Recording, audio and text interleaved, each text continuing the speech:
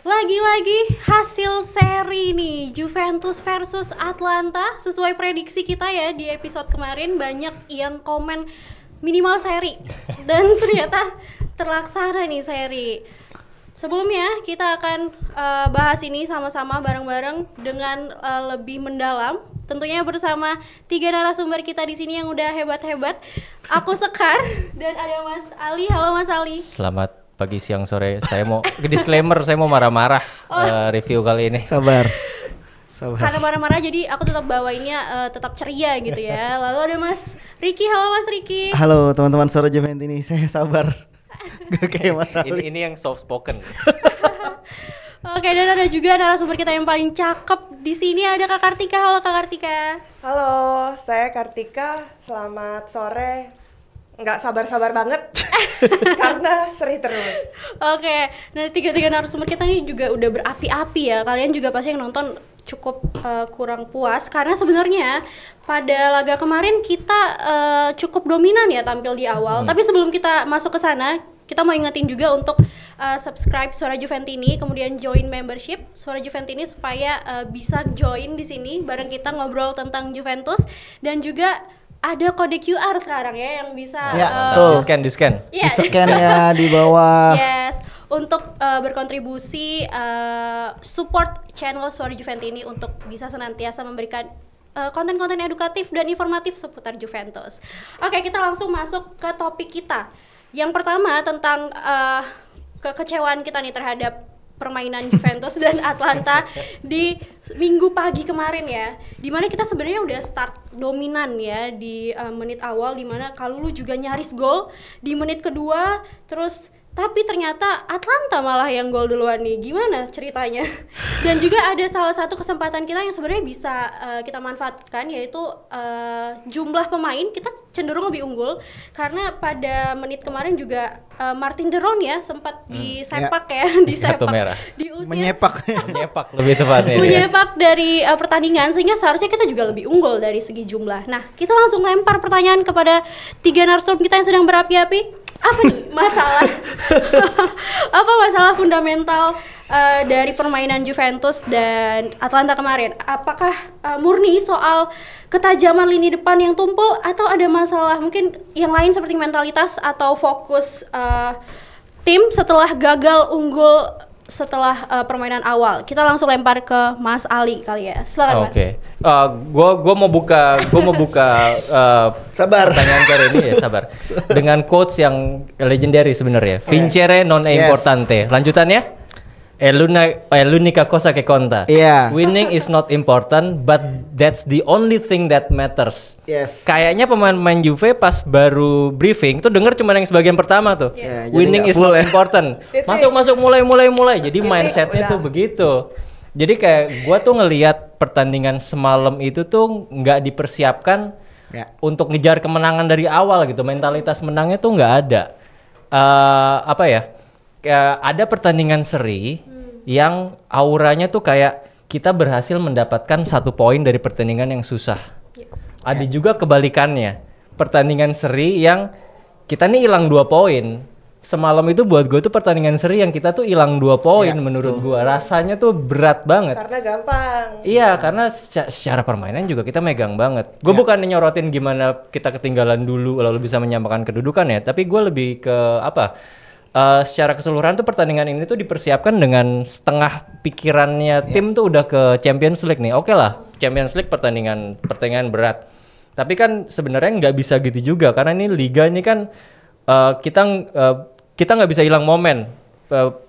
Sepak bola tuh kan permainan yang mengandalkan momentum gitu loh. Jadi dari awal kita nggak bisa mengkapitulasi keunggulan kita, terus jadi kayak gitu. Terus gue mau nyorotin lagi, Tudor nih selama ini belum pernah mainin starting 11 yang sama di 2 pertandingan beruntun lah. Betul. Kalau ada orang-orang bilang never change the winning team ya, Tudor nih even belum dapat winning team ya nih berarti.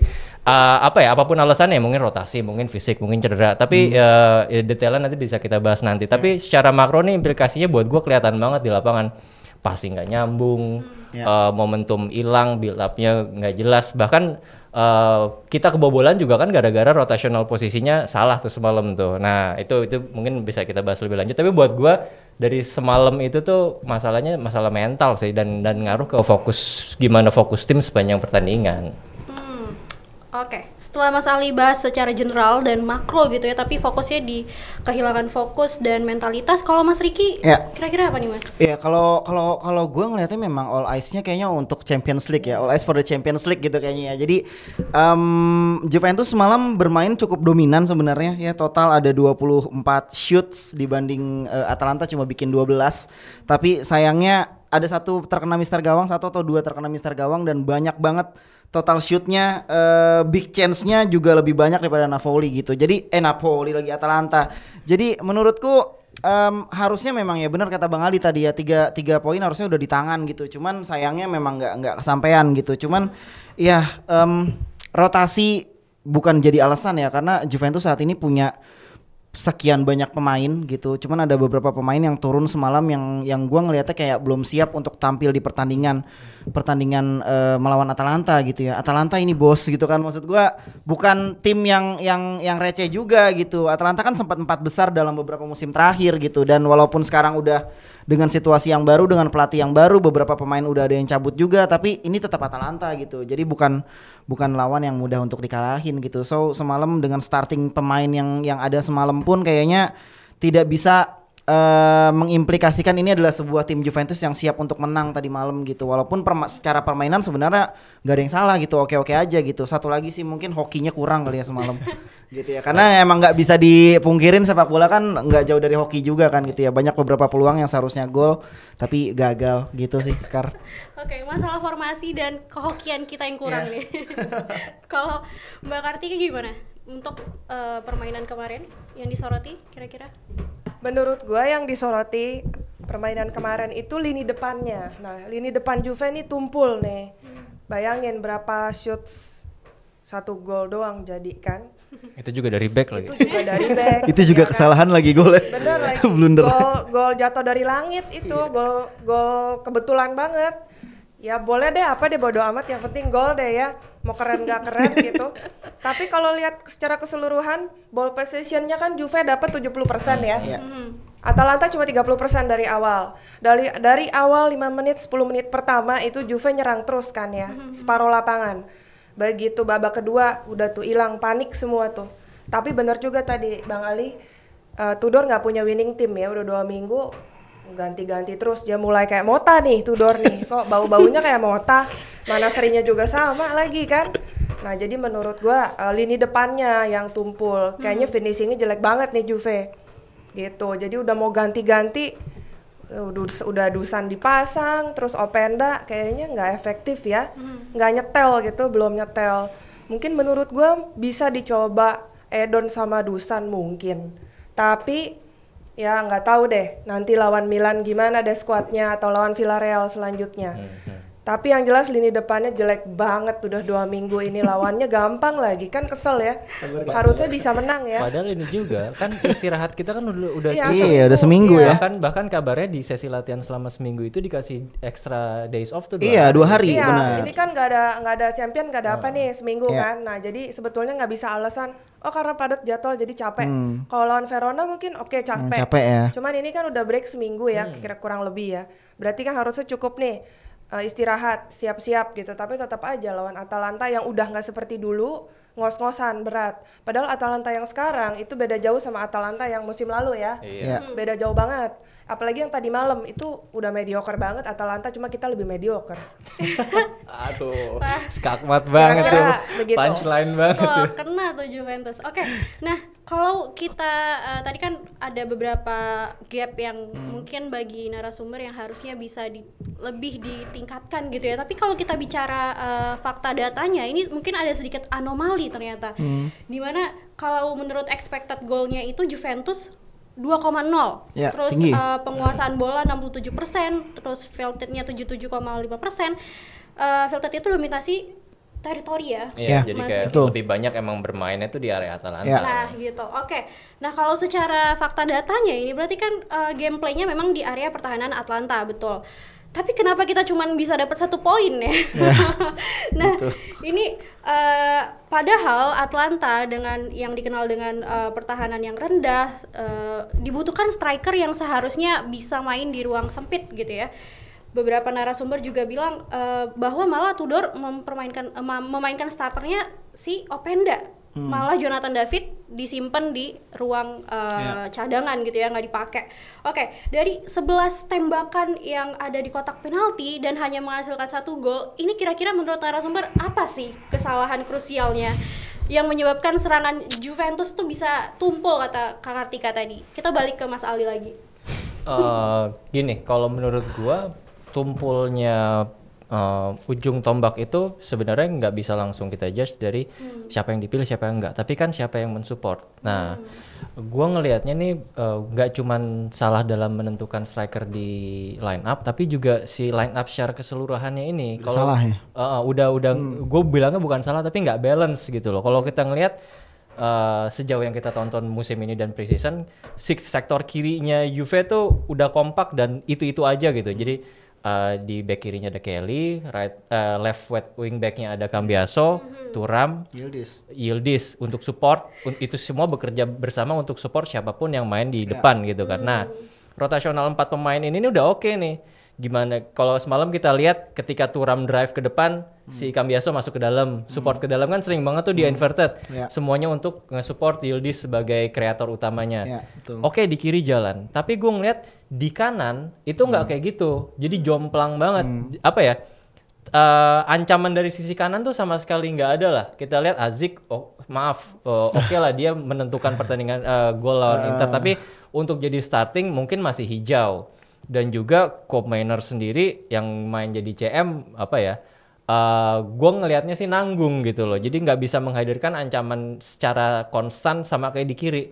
Kalau udah kayak gitu jatuhnya Atalanta sebagai lawan mah gampang-gampang aja. Gue tumpuk pemain di sisi yang ancamannya paling tinggi aja, karena di sisi satunya nggak akan ada gitu. Karena jadi kebaca gitu permainan Juve tuh kebaca. Ini juga faktor unbalance ini tuh juga jadi buat gue jadi ujung dari kebobolannya Juve. Lihat kan kalau nih gue harus bilang yang pengen lihat Juve main nggak pakai Locatelli tuh lihat semalam tuh nggak enak kan. Itu gol Azik 2 kali error loh. Yang satu jadi shoot on goal, yang satu jadi gol. Itu kalau lo lihat skema keambilnya, itu kan bola masih di daerah sendiri, yang harusnya pick up bola itu tuh bukan seorang gelandang serang tapi gelandang bertahan. Sementara Koopmeiners-nya udah duluan naik. Nah, itu tuh bola-bola kayak gitu tuh harus dihadapin sama pemain yang press resistance-nya tinggi. Sejauh ini yang press resistance-nya tinggi memang kalau nggak Thuram ya Locatelli gitu loh. Bola tuh ngalir gitu loh. Jadi kalau semalam tuh nggak begitu di press 2 orang hilang langsung hadapan sama back. Kebobolan lah kita gitu loh. Ya main dengan main dengan skema kayak Juve ini sebenarnya kan mereka pengen main constant pressure tapi juga butuh balance. Dan PR Juve dari musim lalu itu tuh sering banget tuh keputus kayak gini gitu. Jadi ya buat gue sih bukan perkara siapa aja yang di depannya, tapi ya penentuan line up-nya yang nggak balance. Oke, ternyata bukan kesalahan satu posisi atau striker ya, tapi lebih kepada balancingnya yang kurang. Kalau Mas Riki? Setuju dari Mas Ali. Cuman kalau gue ngeliatnya gini, Juventus sebenarnya mencoba untuk memainkan zona yang lebih lebar. Jadi yang dipasang kenapa Openda sih, kenapa nggak Jonathan David? Pertama mungkin karena faktor Champions League ya, bisa jadi ya. Karena buktinya Bremer juga ditarik tuh menit-menit 60-an, ya kan? Makanya ada memang jadwalnya agak berat nih Sekar, karena besok lawan Villarreal, 4 hari kemudian lawan Milan. Ya kan, abis itu ya pokoknya tadi gue lihat jadwalnya cukup berat lah dalam 4 hari beruntun gitu, dan mungkin Tudor berusaha untuk menjaga kedalaman skuadnya supaya tidak ada yang cedera. Cuman kenapa yang dipasang Openda dibanding Jonathan David, kalau gue ngeliatnya lebih ke zona kelebaran aja, jadi supaya ada striker yang nggak cuma nunggu bola aja. Mereka mencoba untuk memainkan mengatasi zona pressingnya Atalanta dengan memainkan pemain yang mengambil bola lebih banyak dibanding menunggu bola gitu. Jadi ya memang tipikal sebelah kirinya memang nggak pernah berubah, itu udah dari awal musim seperti itu, nggak pernah berubah, tapi kanannya nih yang selalu terlalu berubah-berubah gitu. Cikonya cedera, terus Zagrovanya juga belum siap tampil, ya kan? Tapi semalam tampil lumayan oke ya. Itu mau gue highlight berikutnya. Iya, itu kita perlu highlight sebenarnya untuk Zagrova. Dan sektornya Kalulu juga sering kehilangan bola, terus dia juga kurang punya speed yang oke. Sebenarnya bukan tipikal pemain sayap yang oke lah gitu maksudku. Kalulu lebih bagus, kalau gue lebih sukanya dia main sebagai 3 back dengan 3 di belakang aja gitu, nggak perlu overlap ke depan gitu sih. Jadi faktor hoki, faktor Champions League, dan satu lagi mungkin memang striker kita memang butuh adaptasi lagi kali ya sekarang, karena memang ini kan pemain baru semua ya. Openda, Jonathan David nggak main juga semalam. Openda yang dipaksain sampai menit 70-an, dan memang kayaknya masih butuh adaptasi lebih jauh lagi sih sama Juventus gitu, cara mainnya seperti apa. Oke, berarti setuju ya Mas, striker butuh adaptasi, tapi kita juga fokusnya masih terpecah karena kepadatan jadwal. Oke, kalau Kak Kartika gimana Kak? Menurut gua semalam selain lini depannya tumpul, mainnya sendiri-sendiri. Dari tengah ke depan tuh main sendiri-sendiri. Tengah ke belakang kompak. Mulai dari tengah ke depan main sendiri-sendiri semua. Kenan main sendiri, Openda main sendiri, ya nggak? Menurut gue ya, jadi susah memain bola tapi sendiri-sendiri gitu. Menurut gue mulai babak kedua apalagi itu udah berantakan ya. Jadi Kop Mainer sendiri, Kenan sendiri, terus tahu-tahu masuk Dusan. Dusan kita tersayang masuk, ternyata voucher second half-nya nggak ada semalam, jadi nggak bikin gol, belum di top up. Udah gitu masuk lagi Joao Mario, itu juga main sendiri-sendiri, walaupun assist dia kan jadi gol ya, Kabal. Juga bingung juga tiba-tiba Tudor nurunin Kabal, terus Kop Mainer nggak diganti-ganti, makanya harusnya ya dia CM bukan, DM bukan, AM juga bukan, ya bingung ya. Jadinya sebenarnya apa nih Kop Mainer nih? Kalau mau mengcover distance. Oh, cover distance itu nomor 1. Iya. Lari aja terus. Selalu nomor 1. Lari aja gitu. Nah dia AM bukan, CM bukan, DM juga bukan kan. Mau gantiin Locatelli DM. Nah itu kelihatan tuh golnya kan dari betul. tengah, dari posisinya Locatelli ya yang kosong ya. Berarti nggak ada Locatelli, semalam full time nggak ada. Kalau kemarin masih ada tuh dia main sebentar kan. Nah semalam udah full time nggak ada, kacau sih menurut gua. Ya memang nggak 100% faktor Locatelli nggak main, cuman golnya dari dia nih, dari posisinya dia pas persis kan. Nah berarti Combiner kan nggak bisa mengcover Locatelli, nggak jelas juga tuh. Dia udah semusim lebih di Juve tapi nggak jelas posisinya maunya apa gitu. Jadi kendalanya menurut gue selain tumpul ya nggak kompak, mainnya sendiri-sendiri. Misa-misa tuh doh, Openda sendiri udah ngaco deh. Atsik sendiri, terus Kenan juga sendiri, Kop Mainer sendiri, Thuram sendiri, ya skornya sorry ya, tapi jelek nih, tengah ke depan jelek. Nah menurut gue itu. Mau nambahin dikit ya, gue tuh juga ngerasa kayaknya nih Tudor masih punya beban untuk mencarikan posisi terbaik buat Kop Mainers. Dia ini kan pemain paling mahal Juve saat ini, suka nggak suka price tag-nya dari Atalanta 2 musim yang lalu tuh tinggi banget, tapi memang musim kemarin nggak works, musim ini masih dicarikan posisi. Jadi kayak belum works. Dan sejauh ini memang belum works. Jadi tuh kayak Tudor tuh punya kebebanan, masuk pemain mahal nggak gue mainin sih, masuk pemain mahal nggak gue mainin sih gitu loh. Jadi dia ditaruh di DM jelas trades-nya tidak. Kalau kita sama-sama tahu, Kop Miners itu kan salah satu trade main paling bagusnya adalah timing dia masuk ke kotak penalti tuh. Dia bisa nyetak 12 gol di Atalanta kan gara-gara timing tersebut. Nah, tapi nggak begitu final ball dia juga bagus. Malah gue mikirnya kan sama Mota sama Tudor kan sempat ditaruh di AM juga kan. Tapi karena memang saingannya Yildiz sama Chico ya sorry tuh saya susah. Gue malah mikir kenapa nggak dicoba dia ditaruh di CF aja yang memang turun ke belakang jadi kayak false nine gitu loh. Jadi memang dia dikasihin free license to roam. Itu sejauh ini yang belum gue lihat Tudor kasih ke, ya mungkin gara-gara kita udah punya striker lagi itu tuh. Tapi ya jatuhnya itu gue ngeliat jadi punya beban tersendiri nih si Tudor buat nyariin posisi terbaik buat pemain paling mahalnya ini. Oke, berarti ada faktor pressure terhadap penempatan Cominers, dan juga kalau dari Kak Kartika tadi cukup mendetail Kak. Jadi masing-masing kayaknya kurang pas gitu ya, individualis banget mainnya. Oke, mungkin kita bisa fokus sedikit ke back sayap yang mungkin dikritisi banyak sumber gitu ya. Kalau kita mengacu pada data Fielded kemarin kan kita bisa dibilang terus menekan ya, Juventus mainnya sebenarnya di awal terus menekan. Tapi sayangnya Kalulu, beberapa main seperti Kalulu mungkin disayangkan mainnya cenderung aman.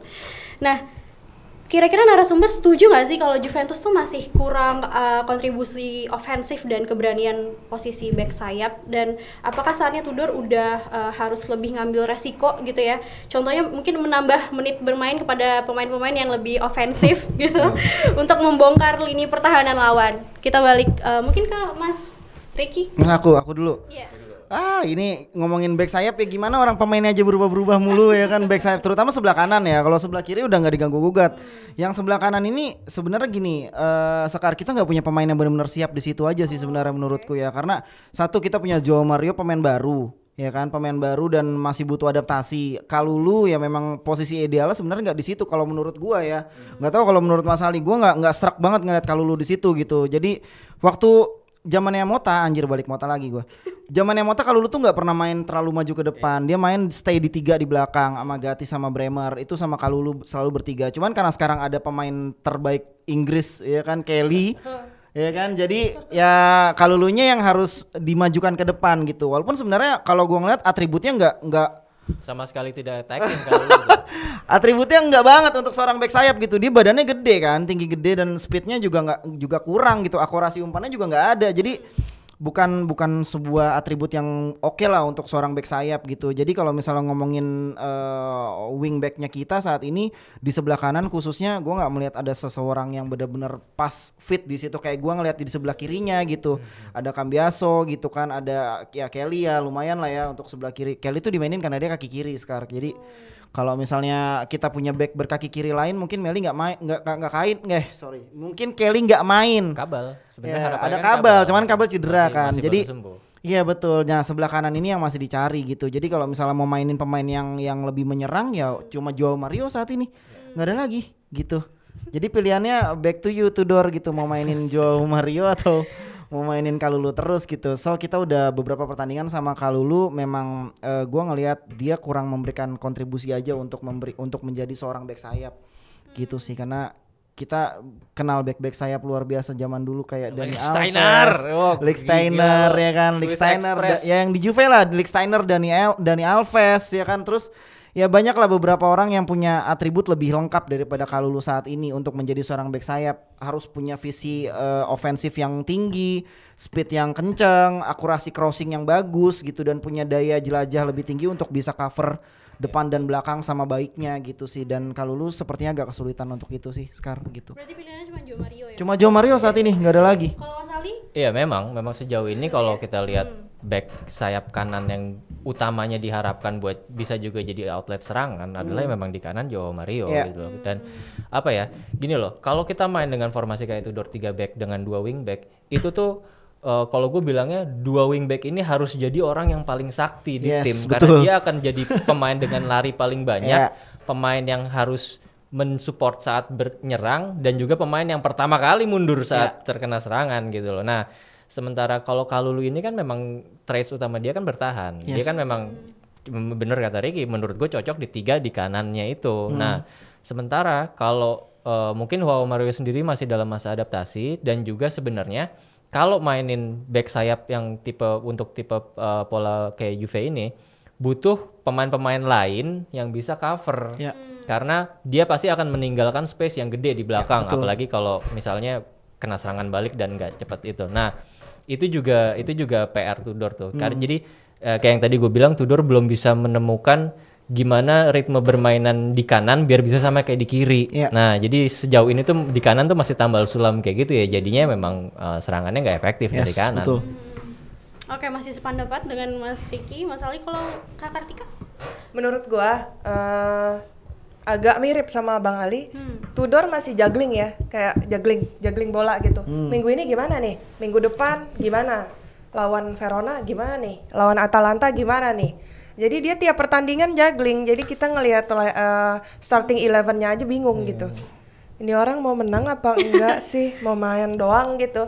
Cuman asal main aja. Jadi bukan pengen menang gitu.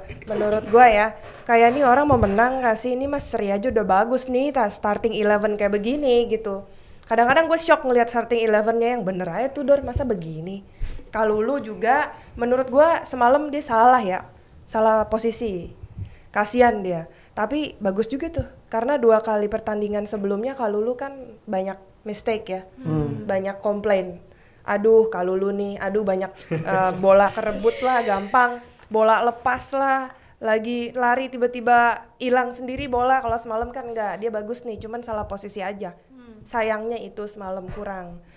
Gatti ya Gatti Warlock belum sembuh Warlock kayak ya Turin, mungkin iya. belum sembuh ya, habis cedera parah kan. Jadi ya mungkin ya hanya pilihannya kalau nggak Kalulu Joao Mario ya bener ya. Kabal juga baru main semalam kan sebentar ya, menurut gua sih bolongnya di situ. Kalulu salah tempat, jadi mungkin bisa diatur. Tudor bisa cariin dia posisi yang paling pas nih gitu. Jadi dia Geser Warlock Kak. geser Gatti ya. Geser Geser Gatti. Gatti aja. Harus dikasih Gatinya persaingan. ditaruh di mana jadi? Gattinya di cadangan Cadangan aja. dulu. Oh di cadangan. Benar-benar. Gatti di cadangan, benar-benar. Ya menurut gue itu masih salah posisi, udah gitu Tudor masih juggling tiap starting 11 kita shock gitu. Ini surprise banget nih, surprise-nya bukan bagus gitu nih. Mau menang gak sih dia? Gitu pertanyaannya. Mau menang gak sih Tudor nih? Kak Kartika marah-marah jadi mewakili banyak Juventini kayaknya kemarin pas nonton ya. Kesel. Oke, nah kalau kita bicara rating pemain nih ya, Mas Ali, Mas Riki, dan Kak Kartika. Kalau kita lihat ada sebenarnya cukup menarik karena beberapa nama tampil solid karena dia masuk ke kategori hijau, tapi juga masih ada nama pemain yang masuk di kategori orange, terutama di pemain pengganti yang udah bisa dibilang gak berdampak banyak gitu ya terhadap pertandingan kemarin. Nah, bisa dibilang bahwa dengan hasil rating pemain ini berarti performa kita kemarin belum merata, timnya belum merata nih performanya. Iya, banget. Oke, kalau base dari rating pemain ini, kira-kira menurut narasumber siapa pemain yang paling menarik perhatian, yang menonjol ataupun yang di bawah standar, dan apakah rating rendah sama dengan kualitas individu atau mungkin memang faktor taktikal Tudor aja yang masih kurang pas? Kita Oke. ke Mas Ali. Kalau buat gue sih yang paling menarik perhatian justru Zegrova ya. Yes. Dia main cuman 30 menit di akhir, tapi Efeknya bayangin luar biasa ya. dalam waktu 30 menit itu dia berhasil statistiknya tuh 6 completed dribbles. Gue ngeliatnya ini orang kayak main FIFA Street tuh nggak lo? Enak banget. Plus 1 nutmeg. Iya, kayak apa take on 1 lawan 1 tuh pede banget. Tapi mungkin masalahnya Zegrova ini kedepannya belum bisa dimainkan secara full, secara konstan karena memang faktor fisik kan. Yes. Dia baru sembuh cedera. Tapi ini jatuhnya buat gue indikasi kalau dia bener-bener salah satu pemain yang memang bisa dieksplor untuk variasi serangan Juve ke depannya gitu loh. Sementara kalau buat yang masih di bawah banget pemain semalam yang ratingnya jelek, menurut gue sih memang Adzik ya. Dia memang berbakat, tapi untuk jadi line up dan untuk diharapkan menjadi pembeda secara konstan kayaknya sih belum. Dan gue mau nyorotin Tudor ini kayaknya lebih ke mindset sebelum pertandingan itu kayaknya main aman dulu dengan rotasi. Kalau gagal baru kita tweak di tengah pertandingan. Ini agak-agak beresiko karena kalau menurut gua kenapa nggak mendingan lo turunin starting 11 terbaik, kalau di tengah pertandingan mentok baru dirubah gitu kan. Selama ini tuh kebalikannya tuh yang dilakukan Tudor gitu. Jadi ya menurut gue jatuhnya tim nggak bisa memulai pertandingan dengan pressure yang pas gitu loh kalau line up selalu dirubah gitu. Oke, Zegrova dan Adzik dari Mas Ali. Ada 3 pemain yang hijau ratingnya menurut aku. Cambiaso pertama, Kenan Yildiz, sama satu lagi 2 aja deh kalau gitu. Gimana sih? Cambiaso dan Yildiz. Ya, karena 2 pemain ini bekerja keras mati-matian banget semalam ya. 2 pemain yang punya daya jelajah sangat banyak di sektor serangan, terutama Cambiaso ya, inverted banget dari kiri ke tengah ke belakang. Agak-agak kayak Philip Lam. Iya bener, semua area dia jelajahi, luar biasa Cambiaso semalam gitu ya. Sayang sekali yang merah ada di Adzik lagi-lagi sama Gatti ya. 2 pemain dengan rating terendah di pertandingan semalam. Adzik yang paling rendah ya, 5,7 di bawah 6, Gatti 6,4, dia terendah kedua. Jadi memang Adzik yang tadi Mas Ali bilang berbakat, punya potensi tapi terlalu hijau, masih muda banget, kayaknya belum cocok untuk bisa masuk ke starting line up gitu. Jadi butuh waktu. Ingat Allegri dulu masukin Kenan Yildiz ke tim utama juga dia nggak langsung setiap weekend mainin, sabar pelan-pelan gitu ya, walaupun saingannya banyak waktu itu ya. Ya kan, cuman memang itu adalah salah satu cara untuk bisa menumbuhkan semangat para pemain muda sebenarnya, Sekar. Jadi nggak perlu dipaksakan bermain, memberikan menit bermain sedikit demi sedikit, memberikan dia rasa percaya diri, pengalaman gitu ya, bagaimana cara dia melihat pertandingan secara keseluruhan gitu. Aziz belum siap tadi malam untuk bermain gitu. Jadi ya makanya 3 kali lost ball, 1 kali jadi shoot on goal, 1 kalinya blunder, kebobolan gitu. Jadi cukup mengenaskan melihat Aziz bermain semalam. Dimainin jadi starting malah jadi panas dingin dianya gitu. Jadi mungkin untuk selanjutnya mudah-mudahan Aziz bisa lebih bagus lah gitu. Oke, berarti kalau yang kurang masih sama ya Aziz. Ya. Kalau yang bagus Cambiaso dan Yildiz. Kalau dari Kak Kartika beda atau sama? Agak sama. Oke. Paling bagus Kenan Yildiz of course ya. Paling jelek Aziz. Karena begini, kalau gue lihat Tudor itu, misalnya pertandingan sebelumnya dia golnya nyetak gol hoki nih. Ntar pertandingan berikut dia starter deh, pasang gitu. Ntar lihat nih kabel nih. Nanti pasang deh kabel deh, gitu. Tudor kayak gitu, gue perhatiin. Jadi dia nggak punya, ya udah walaupun dia ngegolin kan, tapi dia masih hijau banget nih, atau dia baru sembuh setelah cedera panjang. Kabel kan cederanya panjang. Nah, jadi dia tetap aja pakai starting 11 winning timnya dia enggak. Kalau menurut gua kurangnya juga di Tudor, dia ngelihat nih pertandingan sebelumnya dia nyetak gol hoki, ya udah deh mainin aja deh starter deh, jelek deh, ketinggalan dulu nggak apa-apa deh, ya kan. Tapi kita kan juga panik ya, karena kalau udah ketinggalan 1-0, jangan kan yang nonton, yang main lebih panik kan pasti, nggak maksimal dong. Kenapa nggak dari awal aja gitu? Minimal kita unggul dulu lah 1-0 bisa gitu. Padahal gue lihat Verona juga begitu soalnya. Terus paling jelek nilainya selain Aziz, ya boleh Gatti deh. Mungkin dia belum sembuh bener gitu. Karena panjang juga lumayan berapa bulan kan dia nggak main. Tapi Aziz menurut gue kayaknya belum cocok jadi starter ya. Dia mungkin cadangin aja dulu. Paling bagus ya masih Kenan Yildiz. Cambiaso boleh lah, Cambiaso. Dia keren sih. Cuman ya itu dia main sendiri, kasihan. Kenan Yildiz sama Cambiaso tuh main sendiri selalu gitu. Kayak sisa cuma 2 orang aja. Satu lagi yang minus Kopp Mainer sih. Gue kesel sih ngeliat dia main. Beneran. Ini orang nggak diganti-ganti nih. Gitu. Itu menurut gue. Oke, nah kalau teman-teman pastinya punya versi yang berbeda ya dari 3 topik kita tadi. Boleh langsung komentar, nanti kita akan diskusi juga di komentar. Biasanya kita akan menanggapi beberapa ya. Nah, tentunya sebelum itu kita ingetin lagi untuk teman-teman yang mau join di kita di sini, bisa join membership Suara Juventini. Dan tentunya untuk hari ini terima kasih Mas Riki, Mas Sama-sama Ali, Sekar. dan Sama-sama. Tentunya ini semoga menjadi loncatan lagi untuk Juventus di Oktober ya, karena Amin. jadwalnya Berat nih padat Oktober nih. berat banget. Nanti kita juga akan membahas di episode selanjutnya. Kita akhiri hari ini mungkin Forza Juve. Fino alla fine, Forza Juve. Kok Forza Juve sih? Foto. Oke.